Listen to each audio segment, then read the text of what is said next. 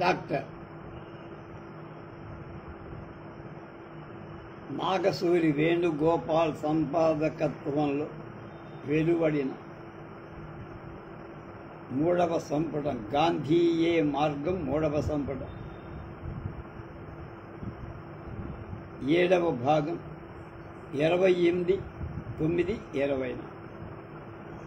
ఆధునిక వినోబ డాక్టర్ కొర్రళ్ళ రాజారావు, అభినవ ప్రహ్లాద, కాశీభట్ట జగన్నాథం గారుల గురించి గబిడ దుర్గాప్రసాద్ అయినటువంటి నేను రాసిన వ్యాసం. భారత స్వాతంత్ర సమరం సమయంలో ఎందరో మహానుభావులు తమ జీవితాలను అంకితం చేశారు.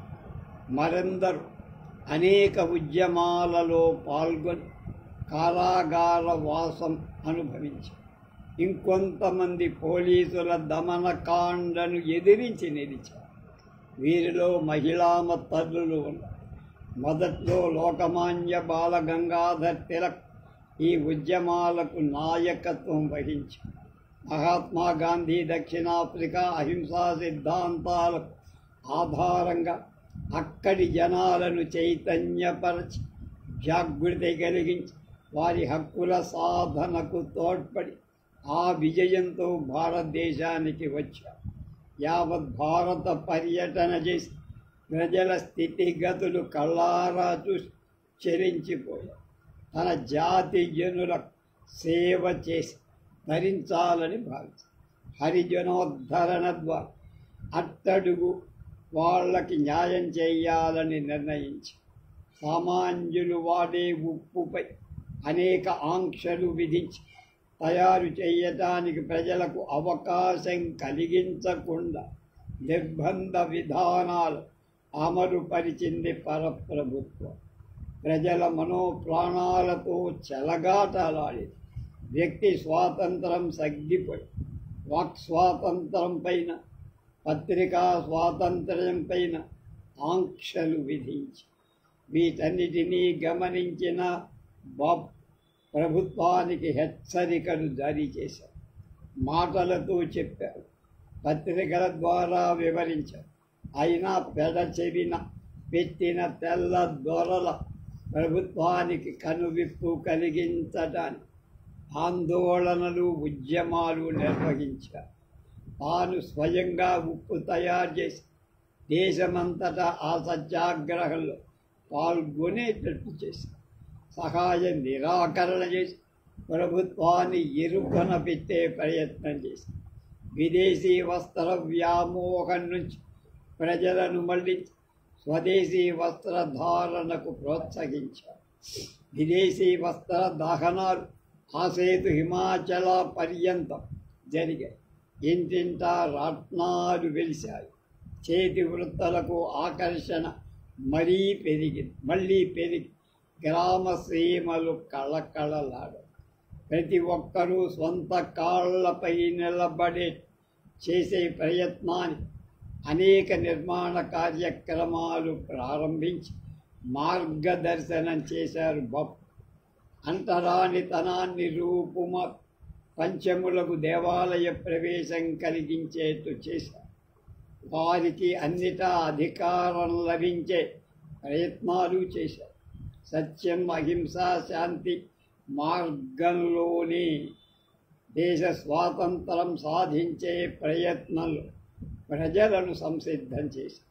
దేశంలో గాంధీ మాటే మంత్రమైపోయి ఆయన చెప్పిన మాట వేదవాక్యే అయి అంతటి ప్రభావం కలిగించి ప్రజల మనస్సులో అహింసామూర్తిగా ప్రతిష్ఠితుడయ్యాడు మహాత్మ. దేవుణ్ణి నమ్మితే ఎలాంటివైనా సాధించవచ్చనే నమ్మకం మన భారత జాతి. అలానే మహాత్ముడిని నమ్మితే అంతా ఆయనే చూసుకుంటారనే భావం, చైతన్యం ప్రజల్లో కలిగించి గాంధీయే దేవుడయ్యారు. అలా నమ్మి ఇద్దరు ఆంధ్ర స్వాతంత్ర సమరయోధులు అత్యంత కష్ట పరిస్థితులలో కూడా ఆ నమ్మకం వదలకుండా పోలీసుల లాఠీ చార్జీలు ఎదురు తిరగకుండా గాంధీ నామ స్మరణ చేస్తూ బాధలు భరిస్తూ మహాత్మని దర్శనం పొందిన మరో విరావా అనిపించుకున్నవాడు గాంధీజీనే ఆయనే రక్ష ఏడుగడ అనే విశ్వాసంతో ప్రవర్తి ఆధునిక ప్రహ్లాదుడన్న పేరు పొందినవాడు ఇద్దరు త్యాగ పురుషులు ఉన్నారు. వారే doctor Koralla Rajarao, Sri Kashi Bhatta Jagannath. Doctor Koralla Rajarao police lathi చార్జీలో గాంధీ దర్శనం పొందిన మరో వినోబా డాక్టర్ కొరళ్ళ రాజారావు. కాకినాడలో వైశ్య కుటుంబానికి చెందిన doctor Koralla Rajarao metric pass అయి గురువుల వద్ద సంప్రదాయబద్ధంగా ఆయుర్వేద విద్య నేర్చారు. బాల్యం నుంచి దేశ సేవపై అభిలాష ఎక్కువ. 1921, 22లో కాంగ్రెసులో చేరి సేవ చేశారు. 1930 ఉప్పు సత్యాగ్రహంలో పాల్గొన్న 200 మందిలో ఆయనే మొదటిగా. శ్రీ గురుసు సాంబమూర్తి మహర్షి అంటారు. మహర్షి శ్రీ గురుసు సాంబమూర్తి కాగా రెండవ వారు డాక్టర్ కొరళ్ళ రాజారావు గారు. గాంధీజీకి వినోబా ఎలాగో గురుసు వారికి కొరళ్ళ అలాంటి శిష్యు. సత్యాగ్రహం తర్వాత కొందరు వాలంటీర్లతో కలిసి రామచంద్రాపురానికి ప్రచారం కోసం వెళ్ళి అక్కడ ఒక ఇంట్లో రాత్రి పడుకొని ఉండగా ఆ విషయం పసిగట్టిన ముస్తఫా అనే పోలీస్ ఆఫీసర్ అర్ధరాత్రి పోలీసులతో ప్రవేశించి తుపాకీ మడమతో రాజారావును పొడిచి నిర్దాక్షిణ్యంగా లాఠీ చార్జీ చేసి రాజారావు ఏమాత్రం భయపడక చలించక అలాగే నిలబడ్డాడు. ఆయన్ను కొట్టడానికి 4 రిజర్వ్ పోలీసులను నియమించి వాళ్లతో రక్తం ధార కారేట్టుగా చితక బాధించి అయినా నిబ్బరంగా తట్టుకొని ఆ వైశ్య ధీర ధైర్య దేశం. ముస్తఫాను కొట్టాలంటే రాజారావుకు చాలా తేలికే, అంతటి బలిష్ఠుడే. కానీ గాంధీ చెప్పిన దౌర్జన్యరాహిత్య తత్వానికి లోబడి ముస్తఫాపై చెయ్యి చేసుకోవాలి. ఇవాళ సినిమాలో అలా ఉండదు. కోటతలు బారేసి మిగిలిన సత్యాగ్రహులందరినీ ఒక వాయింపు వాయించి మళ్ళీ ముస్తఫా దగ్గరకు వచ్చారు. మళ్ళీ రెండోసారి లాఠీ చార్జీ చేసి పరమ కిరాతకం. అప్పుడు తనకు గాంధీ మహాత్ముడు దివ్య దర్శనం కలిగిందన్నారు దేశభక్త డాక్టర్ కొరళ్ళ రాజారావు.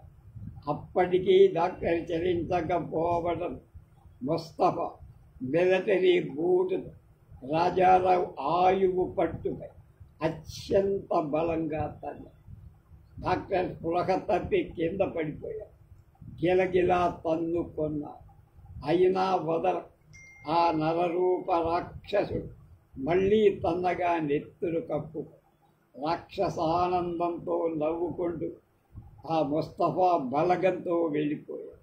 గ్రామస్తులెవ్వరూ అక్కడికి వచ్చి ఆయన ముఖమైన చూడాల. రాజారావు గారిని లేవతీయను కూడా లేదు. మంచినీళ్లు ఇవ్వాల, భోజనం పెట్టాల. అందరూ ముస్తఫాకు భయపడి ఏ రకమైన సానుభూతి కాదు, సహాయం కాదు, ప్రజల ప్రాణాలు కాపాడే ఆ డాక్టర్ పట్ల కనీసం చూపించలేకపోయి ఆ రోజు రాత్రి ఎలాగో కాకినాడ చేరుకున్నారు. అప్పటి నుంచి ఆరోగ్యం దెబ్బతిని క్షయవ్యాధి సోకి. కానీ తాను సుప్రసిద్ధ ఆయుర్వేద వైద్యులు అవ్వడంతో తగిన మందులు తానే చక్కగా వాడుకొని ఆరోగ్యం పొందగలిగారు. 1941లో మళ్ళీ సత్యాగ్రహంలో పాల్గొని రెట్టింపు ఉత్సాహంతో పోలీసు ఆయన్ను అరెస్టు చెయ్యాల. అంటే రెట్టింపు ఉత్సాహంతో పాల్గొని కానీ పోలీసులు అరెస్ట్ చేయాలి. బుద్ధి శిక్ష వేసి వదిలా. ధైర్యవంతుడు, ధీర సంపన్నుడు డాక్టర్ కొరళ్ళ రాజా. అభినవ ప్రహ్లాద, కాశీభట్ట జగన్నాథ్.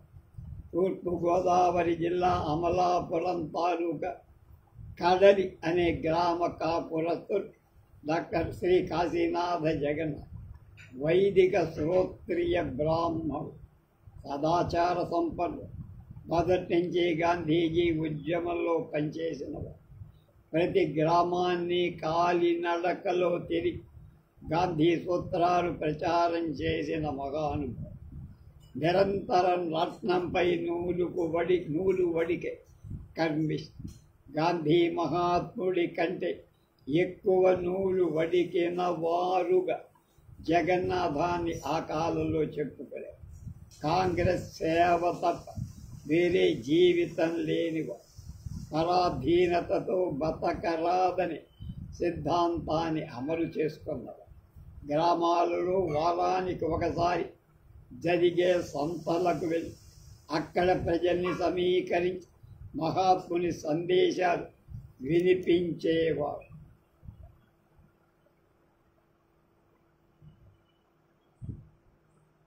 (1932) అలాగే ఒక ఊరు వెళ్ళి అక్కడ త్రివర్ణ పతాకం ఎగరేసి అక్కడి అందరినీ పిలిచి గాంధీజీ ఖద్దరు ఉద్యమం గురించి బోధ చేసి, ఇంతలో ముస్తఫా ఇందాక చెప్పిన వాడే వచ్చి ఆ జెండాను ముక్కలు చింపేసి జగన్నాథం గారిని లాఠీ చార్జీ చేయించి ఆయన వస్త్రవిహీనుడిని చేసి విదేశీ వస్త్రాన్ని ఆయన పైకి విసిరేసి దాన్ని కట్టుకోమని ఆజ్ఞాపించి, ససేమిరా నేను కట్టనన్నాడు ఆయన. కోపం నషాళానికి అంటిన ముస్తఫా ఆయన నుంచి ఓడదీసిన ఖద్దరు వస్త్రాలు ఆయన ఎదటే తగలబెట్టారు. మళ్ళీ లాఠీ చార్జీ చేయించారు. తగిలే ప్రతి దెబ్బకు గాంధీ గాంధీ గాంధీ అని ఆక్రోశించటం తప్ప జగన్నాథం ఏ పని చేయలేకపోయింది. పాప కింద పడిన ఆయనను మట్టిలో పొర్లించారు. బూటుకారుతో కసిదీర తన్నారు. ఆ కంసరూప రాక్షస పోలీస్ ఆఫీసర్ ముస్తఫా ఆయన గాంధీ నామం తప్ప వేరేది స్మరించారు. ఆయనకున్న జంఝం చూసి బ్రాహ్మణుడు అని గుర్తించి కళ్ళు కొండ తెప్పించి నోట్లో కళ్ళు పోయించే ప్రయత్నం కూడా చేయించాడు ముస్తఫా. నోరు తెరవల ఆయన ఆ నరాధముడు బాయినెత్తుతో నోరు పెకలించి కళ్ళు నోట్లో పోసి నోట్లో వెంటనే జగన్నాథం పక్కకి తిరిగి ఉమ్మేశారు. ఆయన గుండెపైకి ఎక్కి కూర్చొని బాయినెట్టుతో నోరు తెరిచి మళ్ళీ కళ్ళు నోట్లో పోయించారు. ఆయన మింగకపోవటంతో ఆ కొండలోని కళ్ళంతా ఆయనపై కొమ్మంటే రాక్షసానందం అంటే అక్కడి నుంచి వెళ్ళిపోయారు. జగన్నాథం నెమ్మదిగా లేచి కూర్చొని నోటిలో ఒక్క కళ్ళు తొక్క కూడా లేకుండా ఉమ్మేసి అక్కడి వారిచ్చిన ఖద్దరు తువ్వాలు కట్టుకొని ఇంటికి వెళ్ళారు. ఈ అభినవ ప్రహ్లాదుడు జగన్నాథ్ కాంగ్రెస్ వారికి ఎన్నికలు వచ్చినప్పుడే ఆయన గుర్తొస్తారు. వాళ్ళకి ఆయన నిశ్చల దేశభక్తి, అచంచల సత్యాగ్రహి, గాంధీజీని మాత్రమే నమ్ముకొని ఆధునిక భక్త ప్రహ్లాద్. డబ్బుకు పదవులకు పలుకుబడి ప్రాకులాడని విశుద్ధ దేశభక్తులు శ్రీ కాశీభట్ట జగన్నాథం గబ్బిట దుర్గాప్రసాద్ అని నేను రాసిన వ్యాసం.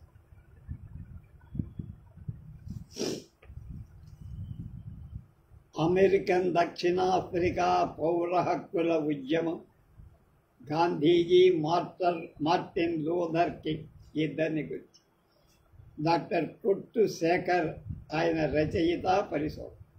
అమెరికన్ నల్ల జాతి ప్రముఖులు ముఖ్యంగా వర్ణ విచక్షణ లేక పృథక్కరణ సెగ్రిగేషన్కు వ్యతిరేకంగా పోరాడిన వారిలో గాంధీజీ నేర్పిన చర్చలు, ఉత్తర ప్రత్యుత్తర, ఒకరిపై ఒకరు మరొకరు అభిప్రాయం మొదలైన వాటిని ఒక్కసారి సమీక్షిస్తే ఆసక్తికరమైన పరిశోధించదగ్గ అంశాలు లభిస్తాయి. విశ్వవిఖ్యాతమైన మార్టిన్ లూథర్ కింగ్ భారత పర్యటనపై పుంఖాలుగా వ్యాసాలు, వ్యాఖ్యానాలు వెలువడిన ఆయన పర్యటనకు గల దశాబ్దాల నేపథ్యం గురించి లభ్యమవుతున్న సమాచారం చాలా తక్కువ, పరిమితి. అందుచేత Martin Luther king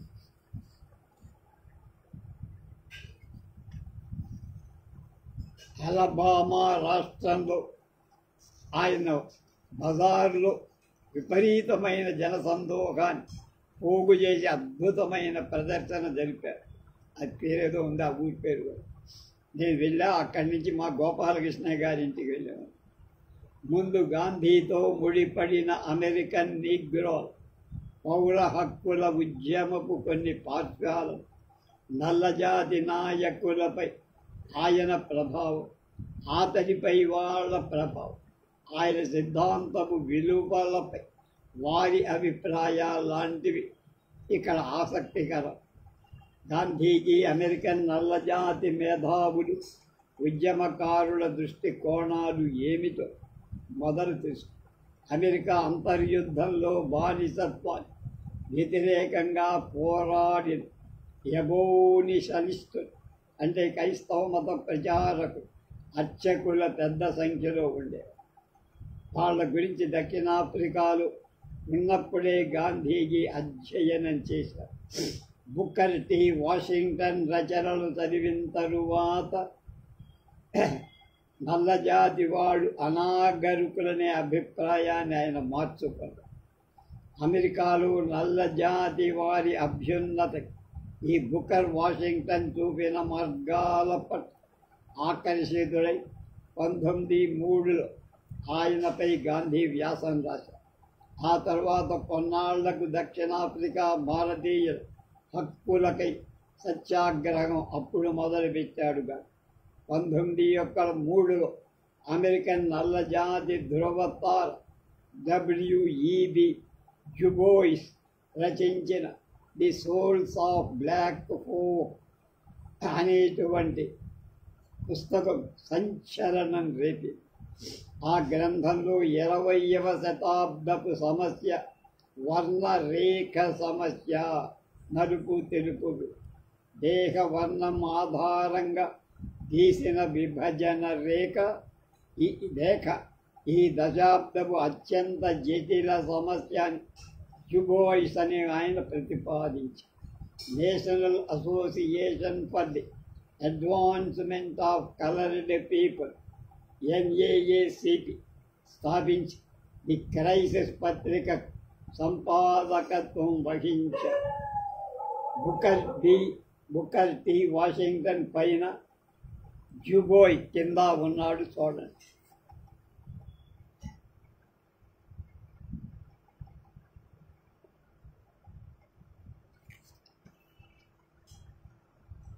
March 1922 the crisis పత్రికలో అంతుపట్టని ఆత్మ యొక్క సామ్రాజ్యాన్ని గాంధీజీ ఆక్రమించి తనను బ్రిటిష్ ప్రభుత్వం నిర్బంధించలేని పరిస్థితి కల్పించిన అతని అహింసా ప్రతిఘటన అమెరికన్ నీగ్రోలకు ఒక మంచి ఉదాహరణ అని మహాత్ముని కొనియాడు.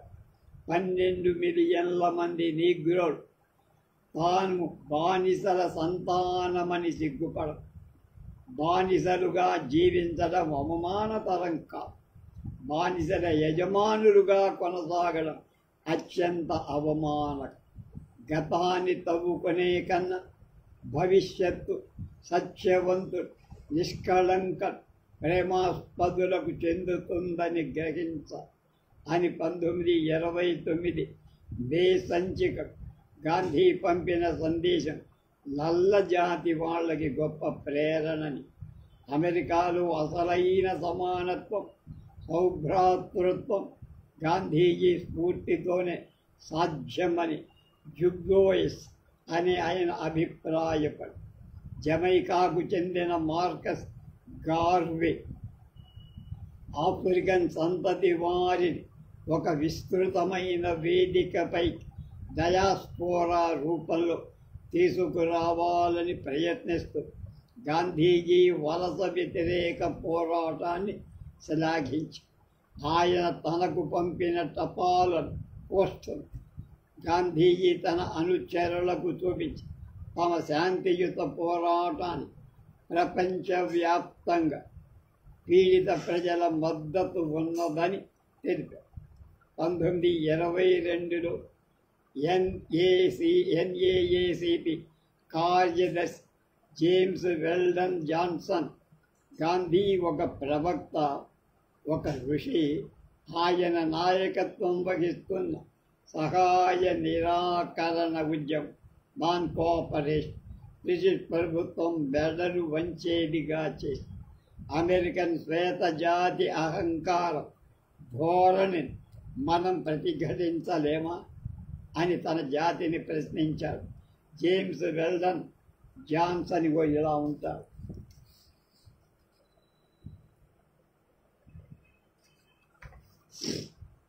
సామాజిక గణిత శాస్త్రజ్ఞుడైన కెల్లీ మిల్లర్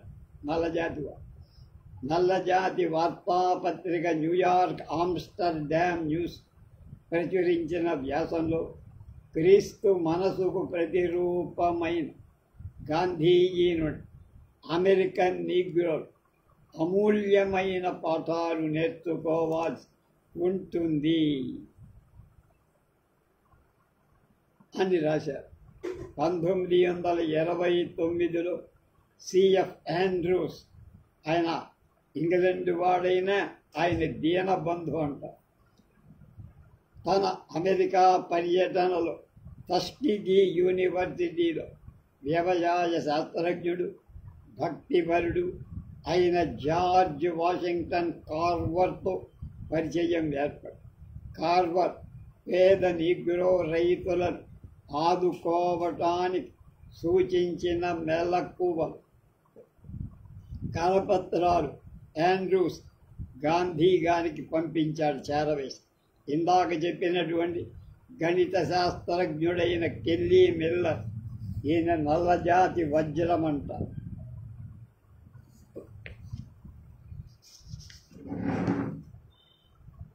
అలాగే గాంధీజీ తన ఆహార నియమాలలో కూడా వృక్షాధార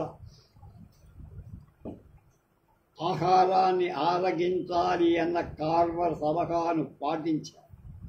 ఆండ్రూస్కు వ్రాసిన లేఖలో ఈ విషయాన్ని తెలియపరిచాడు కాదు. 1935లో గాంధీజీకి వ్రాసిన లేఖలో ఆయన పోరాటం జయప్రదం కావాలని కాంక్షించారు.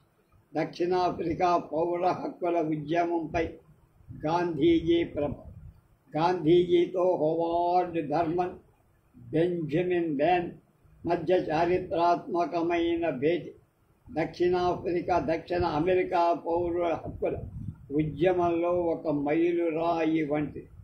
బానిసల కుటుంబానికి చెందిన హోవార్డ్ వాషింగ్టన్ థర్మన్ హోవార్డ్ యూనివర్సిటీలో అధ్యాపకుడు, ప్రముఖ మత శాస్త్రవేత్త. నల్ల జాతీయుల సమస్యపై అధ్యయనం చేస్తూ గాంధీజీ పట్ల గౌరవ భావాన్ని పెంచుకొని ఆయనకు భారత బర్మా సిలోన్ పర్యటించి అక్కడ విద్యాలయాల్లో క్రైస్తవంపై ప్రసంగించడానికి క్రైస్తవ సంఘాల తరఫున ఆహ్వానం అంది. అదే సమయంలో మీరాబెన్ తన అమెరికా పర్యటనలో భాగంగా హోవార్డ్ యూనివర్సిటీలో మాట్లాడు. ధర్మన్ అనే ఆమె భారత పర్యటన విషయం ప్రస్తావించగా ఆమె వెంటనే గాంధీ వద్ద నుండి ధర్మన్కు ఒక ఆహ్వాన లేఖ కూడా తెప్పించేసి ఆ లేఖలో తమ ఆశ్రమంలో నిరంతర నీటి సరఫరా, పశ్చిమ దేశాలలో సౌకర్యాలు లేకపోయినా ఆ లోటును తను ప్రేమతో పూరిస్తానని మహాత్ముడు మాట ఇచ్చి ధర్మన్ హోవార్డ్ ఈయన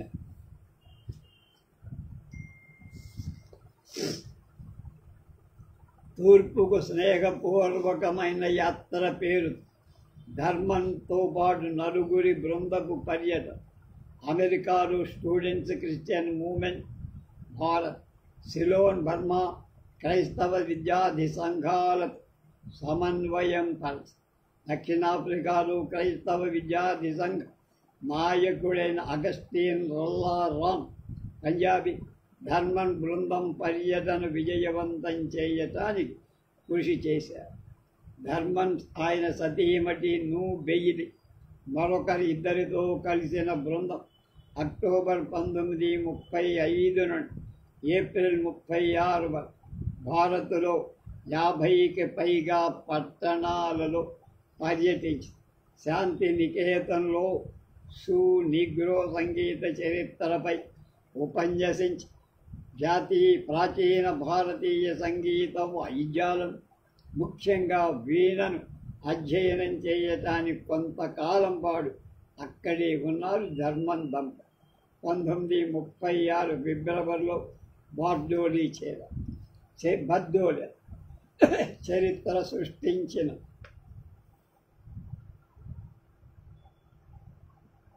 ఒక బక్క చిక్కిన 67 ఏళ్ల వృద్ధుడిని మొదటిసారి చూశారు ఎవరు? గాంధీ. ఆయన సంధించిన ప్రశ్న పరంపర ధర్మ బృందాన్ని ఉక్కిరి బిక్కిరి. అంతకు ముందెన్నడూ అమెరికన్ నిగ్రోల సమస్యలైన పేదరికం, పృథక్కరణ, సెగ్రిగేషన్ అంతటి జటిలమైన ఆచరణాత్మకమైన ప్రశ్నలు ఎదుర్కోలేదు అని ధర్మం తన డైరీలో రాసుకున్నాడు.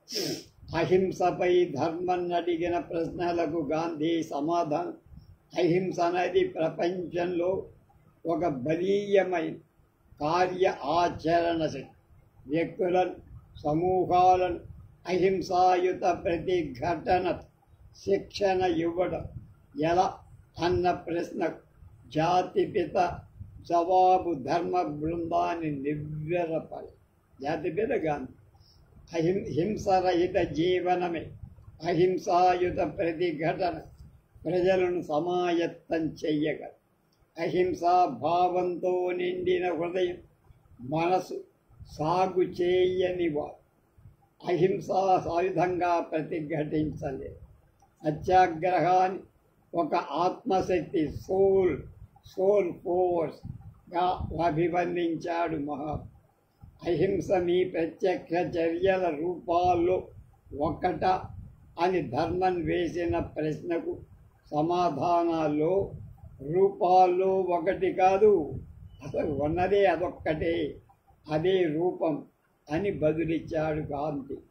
అహింసను తన జీవితంలో ఆచరించగలిగిన వ్యక్తి పశుబలం కల శక్తులన్నింటికంటే బలశాలి అన్నాడు గాంధీ. క్రైస్తవ పరమార్థ విద్య థియాలజీ పారంగతుడైన ధర్మన్ గాంధీలో ఒక ఉదాత్త క్రైస్తవ ఆచార్యుడు సాక్షాత్. అహింసను ఒక సిద్ధాంతంగా మలచిన గాంధీ అసామాన్యుడని అర్థమై క్రైస్తవం వల్ల వాళ్ళకి సమాన హక్కులు ప్రసాదించటం లేదు. నల్లవాళ్ళకి క్రైస్తవే నల్లవాళ్ళైనా తెల్లవాళ్ళు, కానీ సమాన హక్కులు రాల. మనకి ఇక్కడ పంచమలకు ఎలాగలేదు.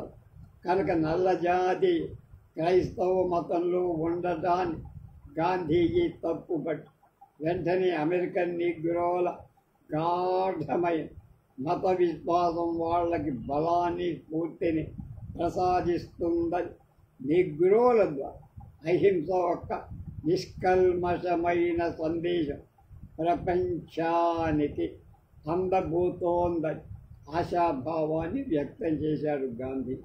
తమ దేశాన్ని సందర్శించవలసిందిగా ఆయన్ను అభ్యర్థించి సెలవు తీసుకున్నారు ధర్మన్ దంపతులు. ఇందాక చెప్పు పౌర హక్కుల ఉద్యమకారుడు, తత్వవేత్త అయిన బెంజమిన్ ఎఫ్ మేస్ అనేటువంటి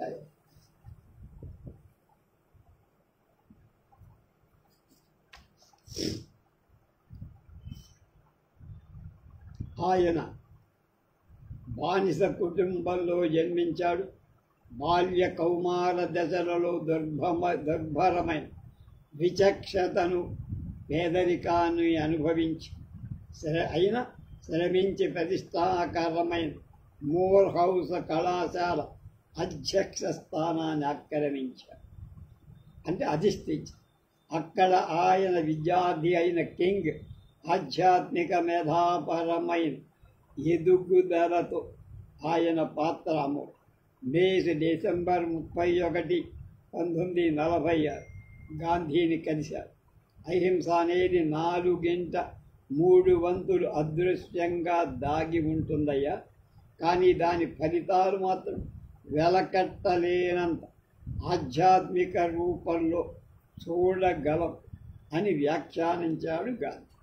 అహింస ఒక మెలకువ వ్యూహము, అది ఒక జీవన విధానం. ద్వేషభావంతో కాక దాన్ని సంపూర్ణమైన ప్రేమతత్వంతో సాధన చేయాలి. అహింసాయుత ప్రతిఘటనలో శత్రువు శ్రేయస్సును కూడా దృష్టిలో పెట్టుకో. శత్రువు నాశనమైతే ప్రతిఘటన ఆపేయ. శత్రువు చేతలను వ్యతిరేకించ తప్ప శత్రువు యొక్క భౌతిక మానసిక క్షేమానికి నష్టం కలగజేయరాదు. అహింసా మూల సిద్ధాంతం అది. జాతిపిత అలా చెప్పారు. గాంధీ తత్వాన్ని మేస్ తన శిష్యుడైన మార్టిన్ లూథర్ కింగ్కు బోధించాడు. అహింసతో అన్ని వేళలు అన్ని రకాల శత్రువులను ప్రతిఘటించడం సాధ్యపడకపోయినా దాన్ని ఒక జీవన విధానంగా మలచారన్న గాంధీజీ ఆకాంక్ష ఉదాత్తమైందని ఇందాక చెప్పిన మేస్ రాజు.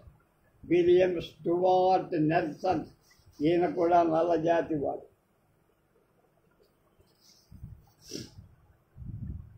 నల్లజాతి విద్యావేత్త, హోవార్డ్ యూనివర్సిటీ ఉపాధ్యక్షుడు, అమెరికన్ ఫ్రెండ్స్ సర్వీస్ సమితి ప్రతినిధులుగా భారత ఉపఖండాన్ని ఉద్రిక్త పరిస్థితుల మధ్య 1947 ఆగస్టు వచ్చి కలకత్తాలో గాంధీని చూశారు. మత హింస పట్ల ఖిన్నుడైన గాంధీజీ తన అహింసావాదాన్ని ప్రజలు అర్థం చేసుకోలేకపోయారని బాధ. అహింస అనేది ఆఖరి వికల్పం కాదు, అది ఒక్కటే సరైన మార్గం. మన మాట, చేత, ఆలోచనలు అహింస బయటపడాలి, వ్యక్తమవ్వాలి, ద్యోతకం. కానీ అలా జరగటం లేదే అని బాధపడ్డారు గాంధీ. 1958లో నెల్సన్ రచించిన Satyagraha Gandhian Principles of Non Violent Non Cooperation అన్న వ్యాసాన్ని చదివిన మార్టిన్ లూథర్ కింగ్ అహింసాయుత సహాయ నిరాకరణపై తాను చదివే వ్యాసాల్లోకెల్లా అత్యుత్తమైందిగా ప్రశంసించారు. నల్లజాతి ప్రజాకవి, జార్జ్ కవిత్వానికి ఆద్యులలో ఒకరైనటువంటి లాంగ్స్టన్ హ్యూజ్ 1943 చక్కని ప్రాసతో ఒక ఉత్తేజపూరితమైన కవిత అల్లారు. ఆ కవితలో నా గాంధీజీ ఈరోజు నిరాహార దీక్ష చేస్తున్న గ్రేట్ బ్రిటన్ వణికిపోతుంది అనే వాక్యం అనేకసార్లు అందులో పునరుక్తమై గాంధీజీ ప్రపంచ పీడితుల నాయకుడిగా శ్లాఘిస్తూ సాగిన ఈ కవిత ఆనాటి పౌర హక్కుల ఉద్యమకారుల నోళ్లలు మాని ఉద్యమ గీతంగా మారింది.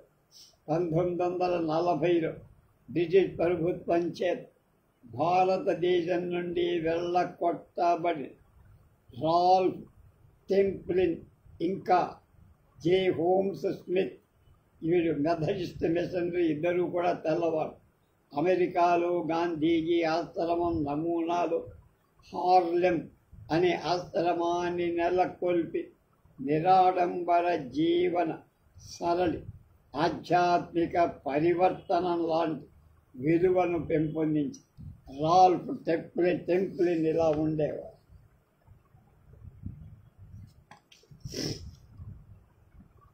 ఇక్కడ ఉదహరించిన వాళ్ళే కాదు, చాలామంది ఉన్నారు.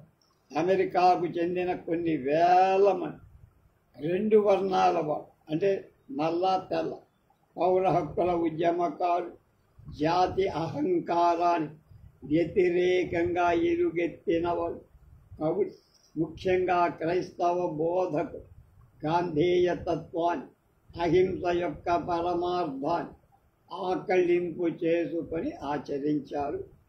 గాంధీపై అమెరికన్ల రచనలు రాసి పరంగా వెలకట్టలేము.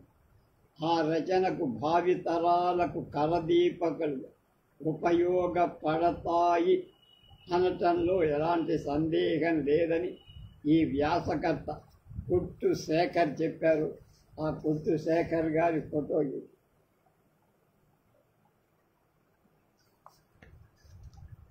రేపు చరిత్రకెక్కని యోధుల అక్కినేని కుటుంబరావు గారి వ్యాసం రేపు దానిలో ప్రవేశిద్దాం.